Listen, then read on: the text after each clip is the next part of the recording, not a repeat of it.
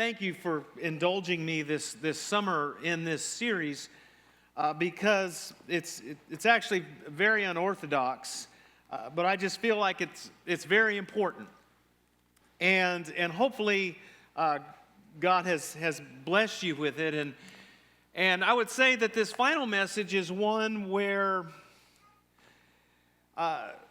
Again, thank you ahead of time for indulging me. It's just something I felt needed to be talked about because there's some things happening. And this message is really I'm going to try and tie in the kingdom even going forward. So there's some past element, some present element, and some going forward element to this. So it's not strictly church history, although it is church history. But last week I began with a text from Matthew 24 that read, "And this gospel of the kingdom will be preached in the whole world as a testimony to all nations. And then the end will come." And I made a statement that for the first time in Christian history, the gospel being preached to the ends of the earth is not only possible, but it's probable. And then went on to talk about the modern missions movement. And I didn't really go into it. I didn't substantiate this statement, just that it's probable. That by the end of the generation that's living today, it is probable that the gospel will have been preached to every nation, tribe, and people. At least that's what Christianity today seems to think. But I'd like to kind of go with that and kind of build on that. And I want to show you how and why that's possible and even probable, and talk about what's going on and why it's going on. For example, in 1900, 80% of the world's Christians lived in Europe and North America. In 2000, 70% of the world's Christians now live in the developing world. Think about that. From 80% in the West to now 30% in the West. In 1900, 9 of the world's largest 10 Christian populations by nation were in the West. 9 of 10. In 2000, only 1 of 10 are in the West, and that is the United States. For example, in 1900, there were 17 million Christians in Brazil. Today, there are 180 million Christians in Brazil. That is a 1,000% increase in a little over 100 years. In 1900, there were 9 million Christians in Africa. Today, there are 397 million Christians in Africa, a 4,400% increase in, again, 100 years. In 1940, there were 20,000 Christians in China. Today, there are 130 million Christians in China, a 650,000% increase in 70 years. Furthermore, these are not isolated examples. These are representative of what God is doing all over the globe, especially, I was going to say including, but especially in the 1040 window. In countries like Africa, India, Asia, which countries are continents. Continents like Africa, India, Asia, which is why Christianity today is the fastest growing religion in the world. My question is, well, what happened around 1900 to spark all of this?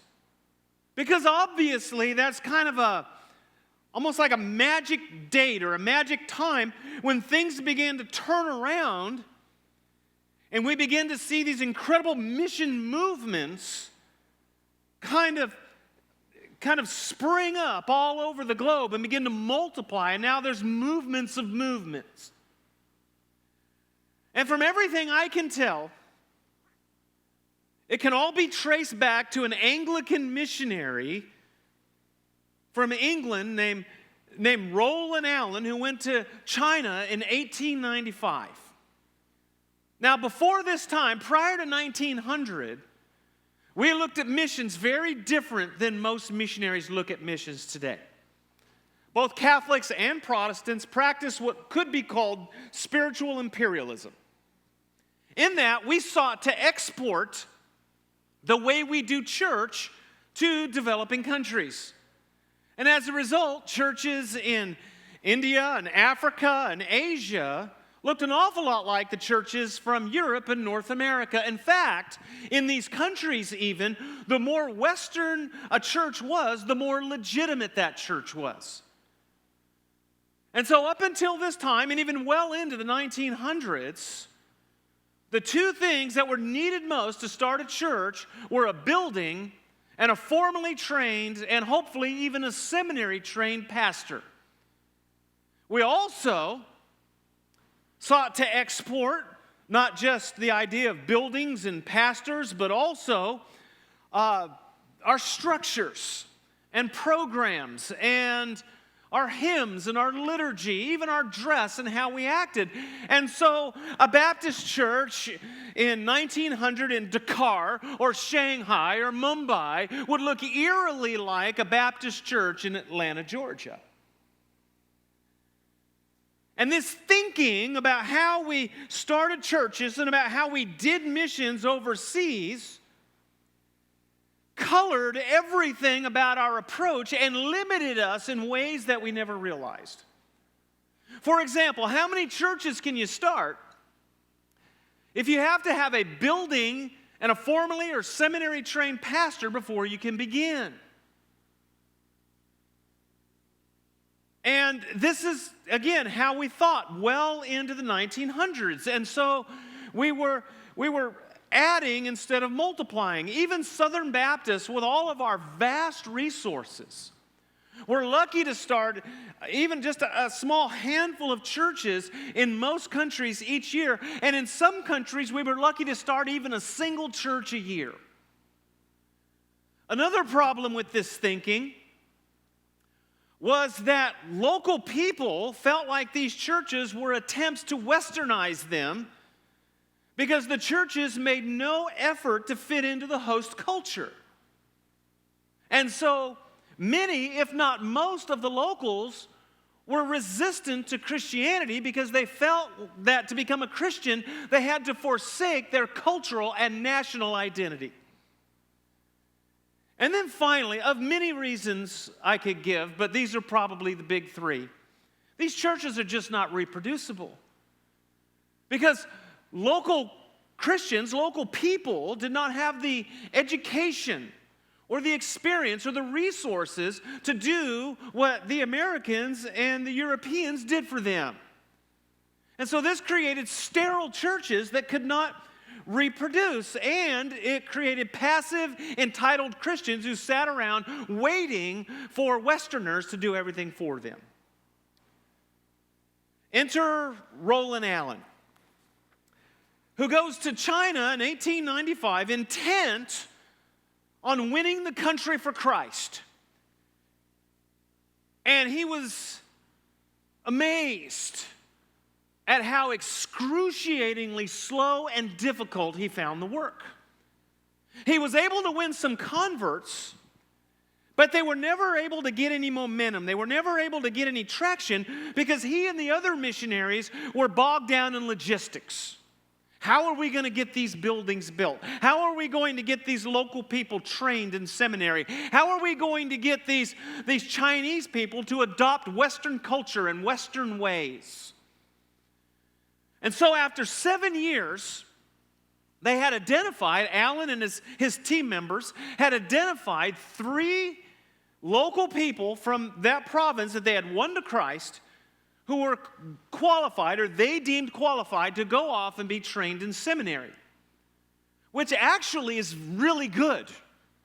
That's much higher than most of the other missionaries and the other people in the other provinces were experiencing. But Alan was frustrated because at this time there were 415 million Christians in China, And he realized the strategy of addition was not going to reach the country.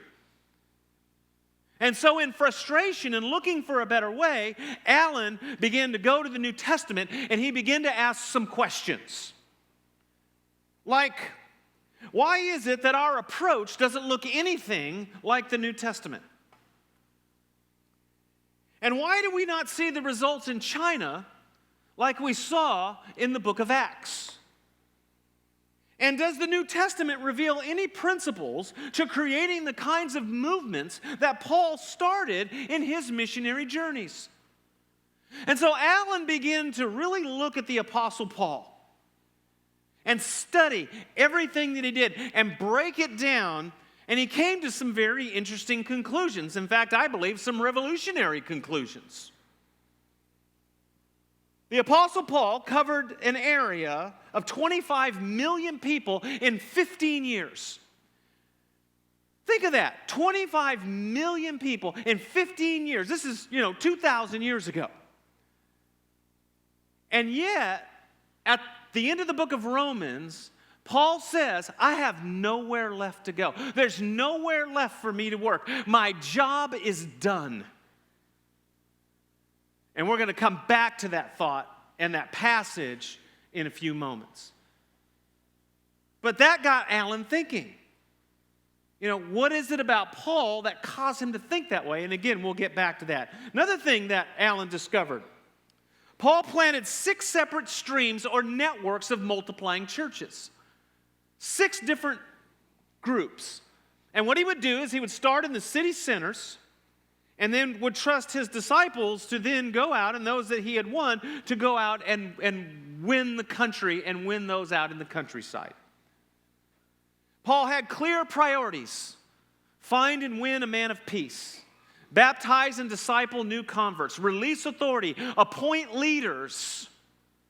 Charge them to multiply. And then he would move on, keeping in touch through mutual friends, letters, and subsequent visits. Another thing Allen discovered, Paul rapidly gave away authority. His longest stay in any church was in Corinth, which was for 18 months. Paul stayed in some churches only a few days. And yet when he left, he expected them to be fully functioning churches, winning people to Christ, baptizing people, and multiplying the gospel. 5, Paul insisted that each church be responsible for ministry under the lordship of Christ and the leadership of the Holy Spirit. Again, some of these churches are only days old, and they're responsible for ministry. And then finally, Paul worked in teams and ensured cross-pollination between all the works that he started. So these are some missionary principles. Allen also noted that Paul never worried about buildings, formally trained leaders, or even any institutional control. He was very much concerned, however, that the new converts demonstrate obedience to Christ as he then appointed leaders and expected them to multiply. And then he would move on. And a cool insight into how Paul thought is found in Romans 15. In fact, we go ahead and put that one on the board or up here on the screen. Romans 15, starting in verse 18. But I actually want to go back. I want to start actually with the last passage first, in 23. This is where he says, but now that there is no more place for me to work in these regions. No more place. Paul is saying my work here is done. The gospel has been planted. Now this blows my mind. This is very surprising to me because, again, this is an area of 25 million people, and only a small fraction of those people will have even heard the gospel at this point in time. So how can he say, my work here is done?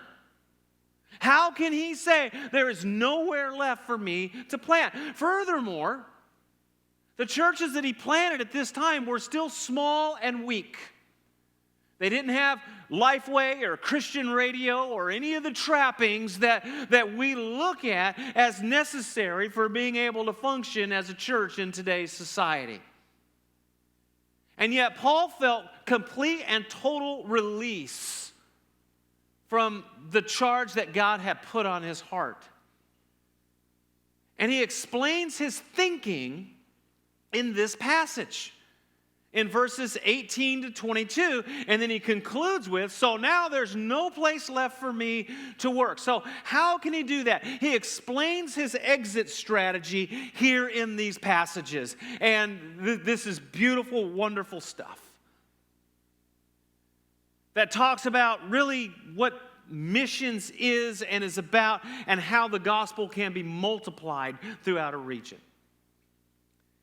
Verse 18, well, let's start. First, Paul felt release. So the question is, when does Paul feel release?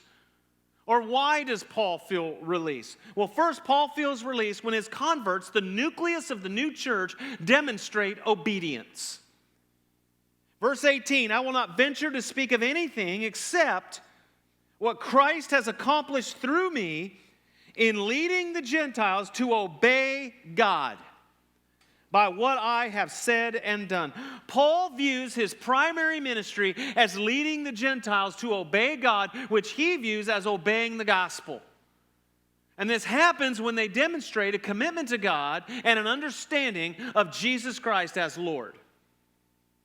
Second, Paul feels release when the Spirit is moving and things are happening.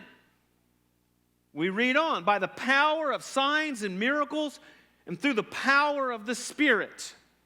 Now, please do not assume that this was always supernatural. Yes, sometimes when Paul would go into some of these cities, supernatural things happened. God did some things that were pretty amazing. But there is no indication in many, if not most of Paul's church plants of any supernatural activity at all. What there is signs of and evidence of in every single one is the evidence of changed lives. That's how we know when the Spirit is moving. That's how we know when the church is alive. That's how we know when things are happening, is when lives are being changed. When people are receiving the gospel and when things are happening in that way. Third, Paul feels release when the gospel has been fully proclaimed. We read on. So from Jerusalem all the way around to Illyricum, I have fully proclaimed the gospel of Christ. Now this may take some explaining. Because fully proclaimed does not mean that every single person in the region has heard the gospel, because if that were the case, Paul would never even have left his very first church plant. He would have been consumed with taking the gospel to ensure that every single person had heard. In Paul's mind, the idea of the gospel being fully proclaimed means that he has accurately communicated the gospel to people who are able to fully grasp it accurately and then communicate it to others, so that he can move on in trusting that the gospel had been left in the hands of those who are going to carry on his work. And then finally, Paul feels release when all the fields have been engaged. He writes, "It has always been my ambition to preach the gospel where Christ was not known."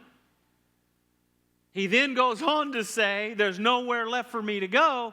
So in his mind, he has started preaching the gospel everywhere Christ was not known. Here's what Paul's thinking. He has started several fires in each of these different provinces, and he is convinced that these fires are going to continue to spread and grow, flamed on by the capable disciples that he has left behind.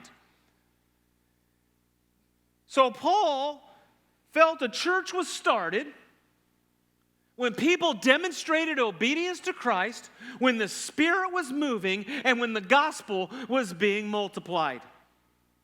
Had nothing to do with building a building or sending someone off to seminary or ensuring certain program or institutional type things in a church. So this is where Allen is tracking back around 1900.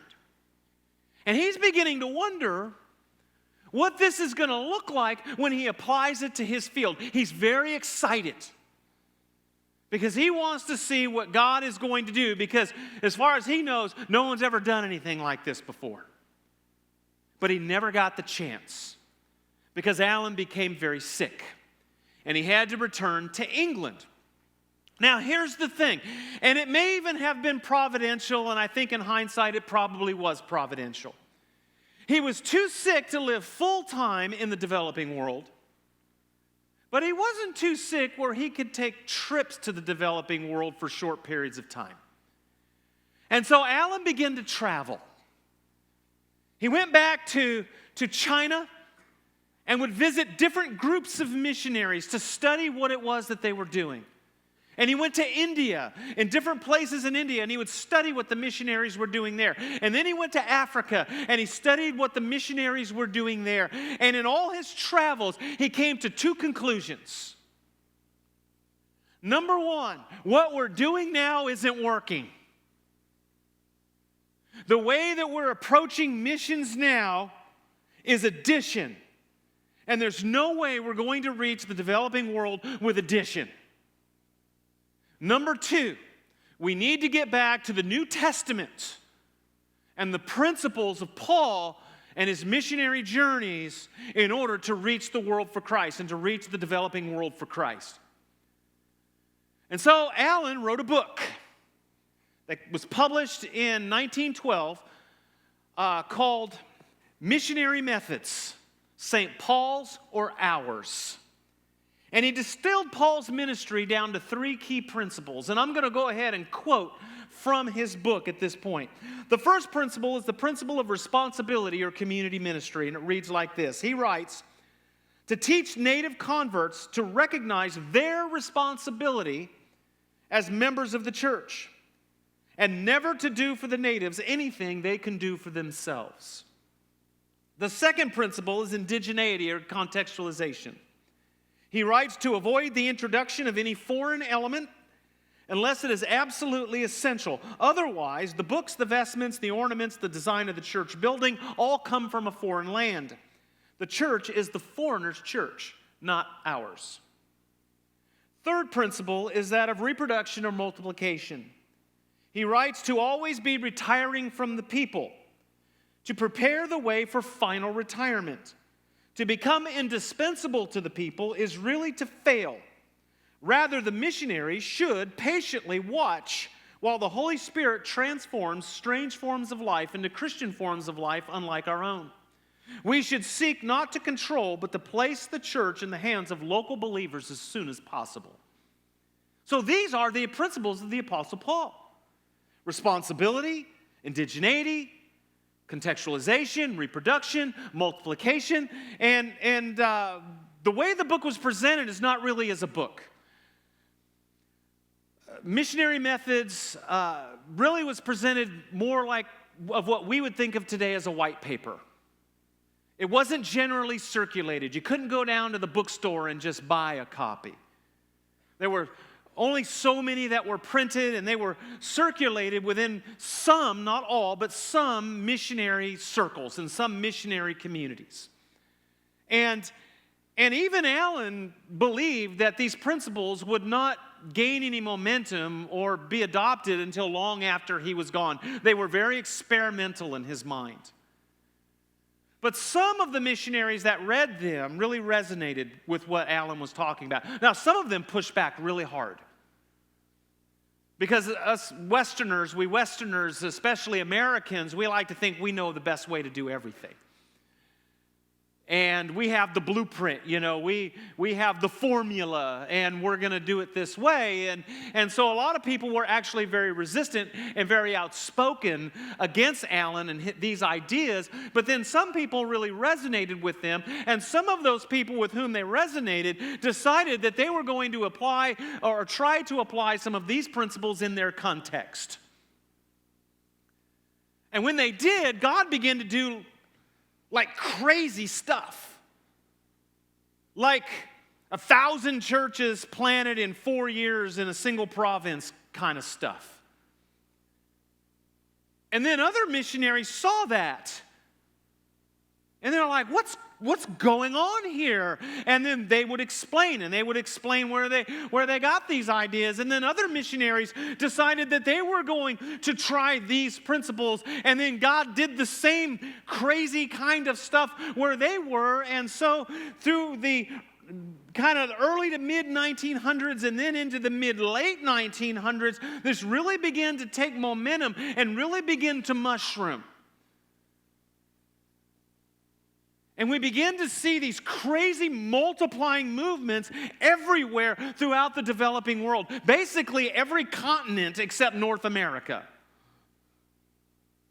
began to experience this exponential growth. And so, like I talked about last week, I talked about the modern missions movement and William Carey. And yes, it can be said, and legitimately so, that William Carey is the father of the modern missions movement. But if Carey is the father of the modern missions movement, Rollan Allen is the father of modern missions strategy.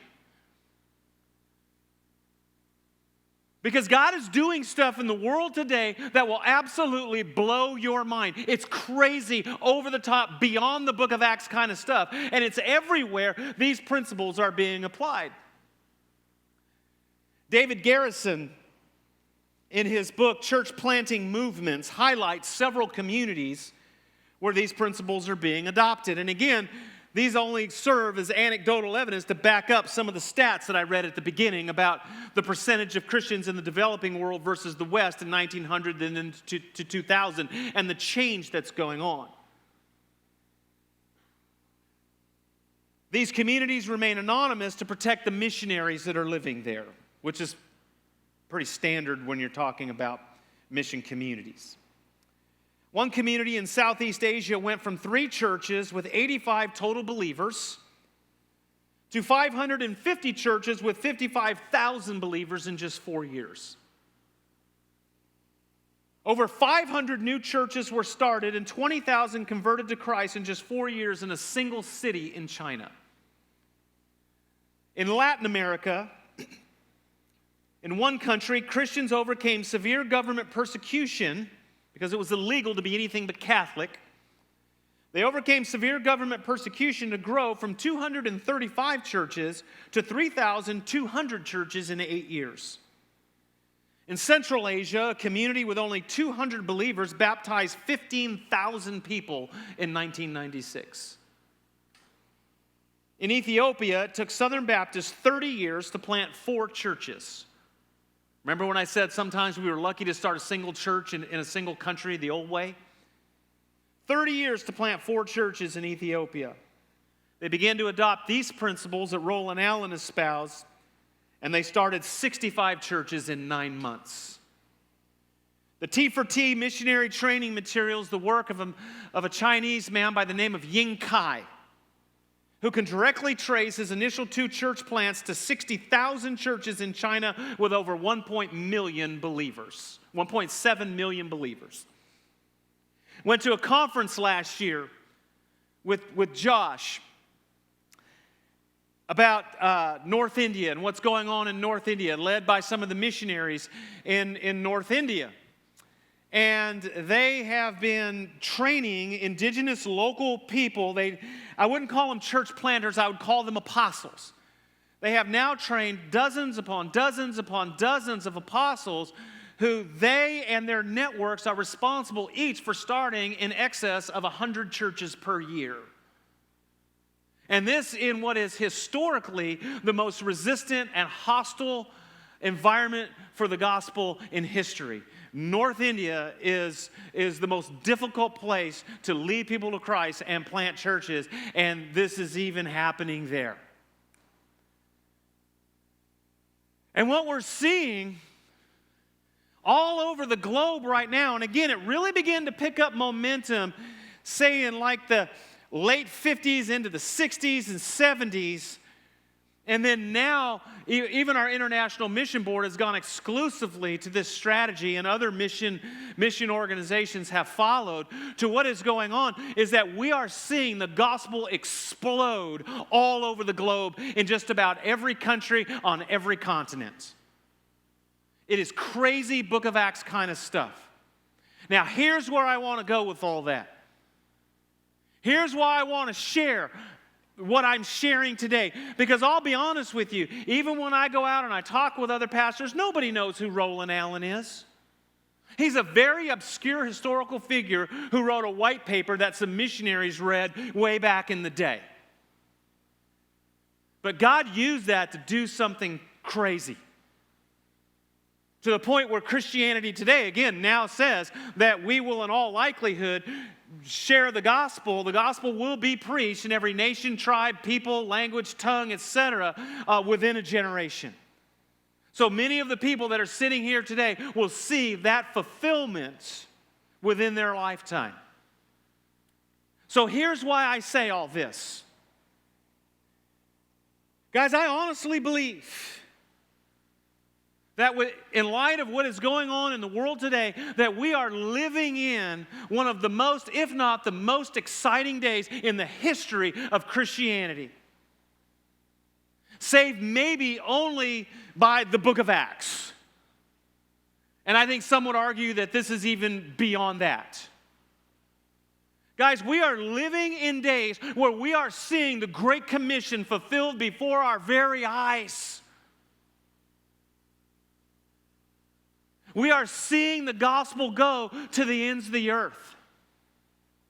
We are seeing Acts played out in country after country after country after country, where churches and networks of churches are being multiplied and are mushrooming exponentially. And many of us don't even realize it's going on. We're asleep in our pews while God is doing this amazing, wonderful, over-the-top thing in our lifetime, in our generation. And so I share all of this first, just simply to say, how can we not be excited? How can we not be thrilled that this is going on? We need to be aware of the things that are happening. We need to be aware of the things that God is doing today that are absolutely over the top, amazing, beyond anything that Christians of prior generations could have ever dreamed. And I think one of the reasons we're so blasé sometimes is, we live in this society where everything's over the top and everything's hyped and the movies are all overdone and, we're just constantly, overstimulated to where really everything anymore is no big deal. But this right here, this is a big deal. In fact, I can't think of a bigger deal. I can't think of anything bigger than this. And we need to be excited about it. We need to know what's going on. Second, I share all of this to say we need to be a part of this. Now, I'm going to be honest with you. God, He's going to do this. He's going to accomplish it with or without us. But we want it to be with us. We don't want to be left out.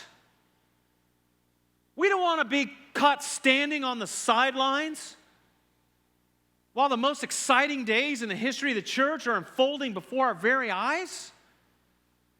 Man, how can we not be praying for this, praying for these kinds of missions and these kinds of movements? We have like 2 or 3 different mission prayer guides out in our welcome area. Man, grab some of those. Start praying for some of these missionaries, some of these countries, some of these people that are out there doing this stuff. And resourcing some of these people. When we met with the folks from North India, they don't pay their pastors in this particular network, but once they get to where their network has over 100 people or 100 different churches a year, when someone in their network begins starting 100 churches a year, they're too busy to be able to have another job, and it's then that they're looking for someone to support them. And our International Mission Board says that has given us a way to connect with these people where we can support them and be a part of their ministry for something like $12,000 a year. Or $15,000 a year, something like that. And these guys are starting over 100 churches a year. We need to be involved with that. We're already involved with our International Mission Board. We give a portion of every dime, every dollar that's given to our collection plate goes to the International Mission Board and the largest missionary force in the world, who are out there doing this kind of stuff in the 1040 window. And we need to continue to do that. We need to continue to support them. And then we need to go. And please don't misunderstand what I was saying about, being negative about other types of missions and other ways of doing things. Some of us can go to the front lines where this exciting mushrooming stuff is happening, this exponential growth is happening. But one of the things that's very much needed are people to come in on the backside and provide support and logistics and stuff once we move on and the growth edge has moved on, because there are these fledgling churches that needed to be supported with leadership development, and maybe someone that can come and help them put a roof on a church building or do some things like that. There's just so many different ways that we can come in and we can provide support and we can help and we can be a part of what God is doing and what is arguably, in fact, I'm not even sure there's much of an argument, of what is really the most exciting days in the history of the kingdom of God. And so how can we sit on the sidelines? We need to be involved. We need to be engaged, because that's where the blessing is. So many times in the Scriptures, so many of the parables of Jesus are about being watchful and not being caught, sleeping or whatnot when Christ comes back. And that's really kind of where I'm going with all of this at the end. The first passage I read as we begin this is, in this gospel of the kingdom will be preached in the whole world as a testimony to all nations, and then the end will come. What this says to me is that for the first time that I know of in the history of the church, this condition will be met, and probably soon, within a few decades or within a generation. We may very well be living in the last days. And so we need to be found faithful. In fact, I would close with this, that if we are in fact living in the last days, and I don't know that we are, but I will say that it sure looks like we're getting a whole lot closer. And I think we would be foolish to underestimate this passage and where things are going. But if we are in fact living in the last days, how can we not have a sense of urgency about us? And absolutely, we need to have a sense of urgency about missions, about taking the gospel to the ends of the earth and supporting these churches and continents like India and countries like India and continents like Africa and Asia and throughout the entire 1040 window and Latin America and all these other places. But here's the thing that really convicts me. There's kind of some unspoken things going on as I read some of those statistics on the front end. 80% of Christians lived in the West, North America and Europe in 1900. Now 70% live in the developing world. While the developing world has been taken off like crazy, Christianity in America within the last decade or so is starting to wane. And God has used America and Europe to be just a wonderful blessing to the world. And we have given the world the gift of the gospel because of the mission efforts that have come out of our culture. The missionary efforts that have come out of Europe and then to North America. Again, I've just scratched the surface the last couple of weeks. God has just done amazing things through us. And we have been such a blessing to the rest of the world. But we're at a point now where we're being a blessing to the rest of the world while our own country's going to hell. And I think it calls for tremendous urgency on our part. And maybe some of the things that we're learning overseas, we need to begin to apply here. And the kind of witness, like we'll go overseas and we'll be a bold witness for Christ. And then we'll come here and we'll be timid and we don't want to share. And so, again, I think, I think these are just amazing, amazing times in which we live. And that's why I wanted to close with this message, this series, in this way. Because yes, it's something that God did through Rollan 100 years ago, and God used that to do some really cool stuff. And so with that, we need to know about that. But there's also a now and a future part of this as well. And that is, we need to be in there engaged and supporting, and we want to be a part. We don't want to miss out on what God is doing. And then finally, there needs to be an urgency to who we are and what we are and how we approach this task.